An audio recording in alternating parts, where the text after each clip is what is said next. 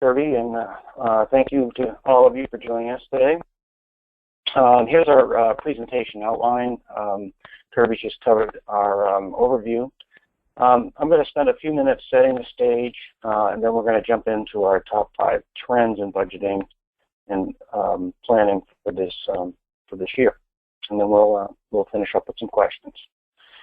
So, what's this webinar about? So, what we're trying to do is really outline what we feel are the top 5 trends in budgeting and planning.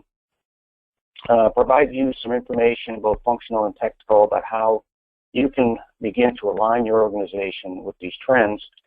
And all this information today is applicable to both planning applications hosted in the cloud or software as a service or SaaS, whichever you prefer, and on-premise. With the increasing number of implementations we've seen in the cloud, we just thought we'd make that comment. And also, I'd like to just kind of define some things just to make sure we're all kind of on the same page. Not that these terms are perfectly defined, but this is how I'll be talking about them today. In terms of strategic planning,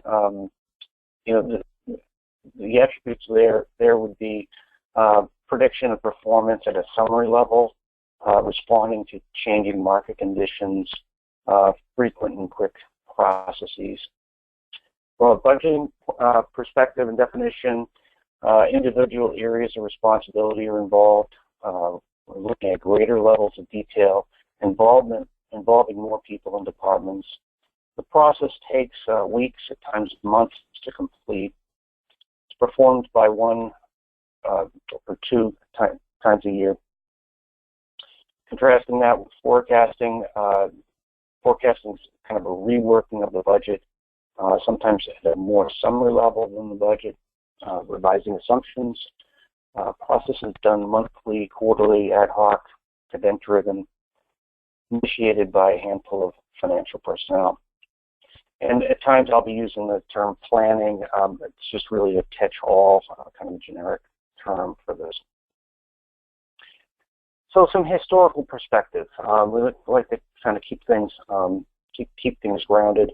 Over the past 50 years, we've seen a tremendous change in this space of enterprise performance management, which is where planning and budgeting sits. In the 70s, we were still using rocks and paper, but in the 80s, things started to change.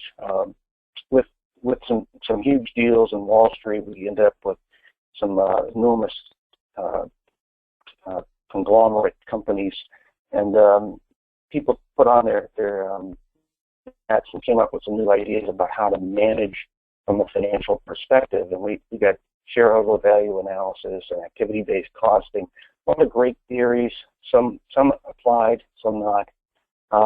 With that kind of big breakthrough in theory, I think in the 90s, some of that was kind of solidified, codified into some more simplistic but more realistic ways of doing things based upon business outcomes and drivers.